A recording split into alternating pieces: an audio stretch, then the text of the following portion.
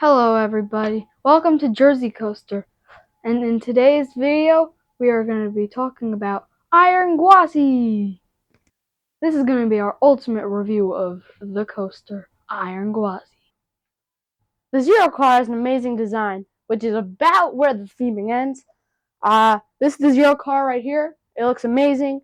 There's a few posters in the final brake run that show the two sides of the original Gwazi, but that's about where the theming ends, which is surprising for Busch Gardens, especially since they want to put all their theming into an intimate blitz. I think they should put it into this, but that's just me. And yeah, it was delayed 2 years, and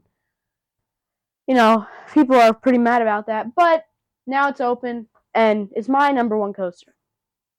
Iron Gwazi has a pre-lift, which it has some airtime for just a few little hills.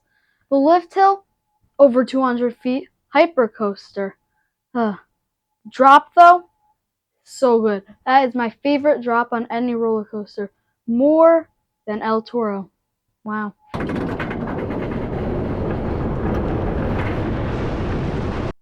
After the tremendous drop, which is definitely better than the one over at Great Adventure that everyone likes to talk about, you'll go into the Outer Bank. This has flowjector at best, but it's still very good. And this element, it's a lot better when the ride's warmed up, which we'll get to later.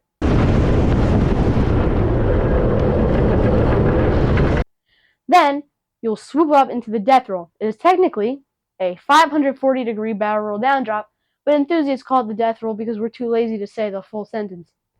This has a lot of whip into it. You're banked right, and then you flip over all the way to the left. This is probably one of my favorite parts of the ride, besides the drop.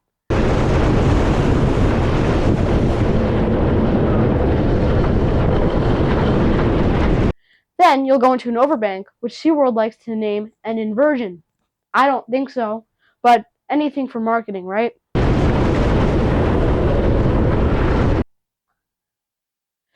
Then you will go into a wave turn.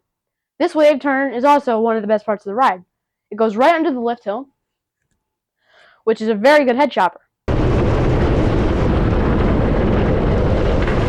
And then you'll do an overbank. I think another overbank. This is just a mishmash here. They really went lazy here. The stall is very small, but it's still good. People really underrate the stall. They say, "Oh, I've been on better stalls." Coaster studios go, "Oh, I've been to Japan and there's better stalls to that." It's a good stall.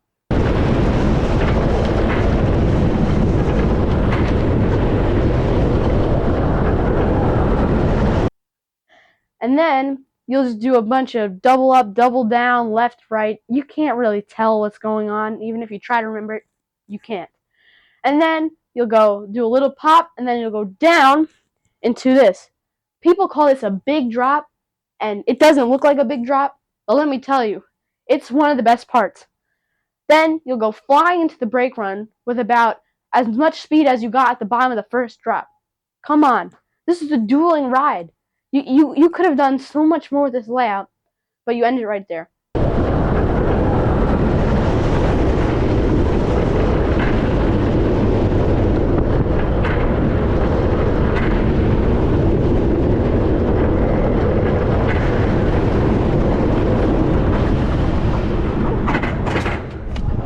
It's a very short ride, but when you're on the ride, you feel like it's just a perfect length.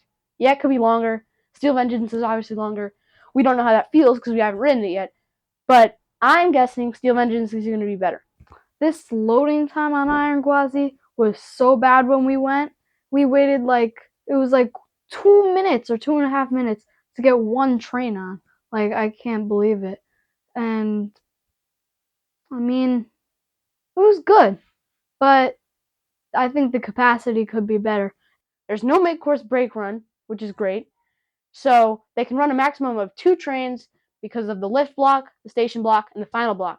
For those of you who are unfamiliar, a block zone is a section of, okay, I'm not going to say all of that. We're going to get El Toro Ryan to say that. Take it away. For those of you who are unfamiliar, a block zone is a section of track that only one train may occupy. At the end of a block zone is a method to stop a train in case the block zone ahead is still occupied. This is the safety system that prevent roller coaster trains from colliding with one another. The airtime, forces, and laterals on this coaster is so good. It blew me away so much. I had very high expectations for this ride, but it just blew all those expectations out of the water. It was so good. RMC decided to put their very bulky restraint on this ride, which I guess could be considered needed, but it's a brick lap bar and then a brick shin guard. Like, what are they thinking? Intamin's new gen lap bars would have been great on this, but this is an Intamin, so oh well. What's great about these trains is that there's a pouch for you to put your phone in, so none of that Six Flags locker nonsense. You go up to the ride, you sit in your seat, you take your phone, and you put it in the little pouch, and it zippers and everything, and it's safe in there. So now I could say my phone has ridden Iron Gwazi, which is quite an accomplishment. So I think the trains are fine. They weren't uncomfortable for me, but I guess if you're taller, bigger, I can see how these trains could be an issue. These colors, they looked pretty good. It was with the purple and then the wood. It was pretty colorful. Sadly, the park closed at 8 so early. We did not get any night rides on it. We got a very nice sunset ride in the front. That was so good. And yeah, kind of conquered my fear of heights. Yeah. This is a great fit for this park. It definitely puts this park over BGW, even though I haven't been to BGW. Judging off the POVs and stuff, I think this park is better. Yeah, this coaster could have gone to BGW. Yeah, then that park will be better. But this is a great fit. I think the best coaster at this park before this ride was probably Montu. Cheetah Hunt's really overrated, by the way. But that's besides the point.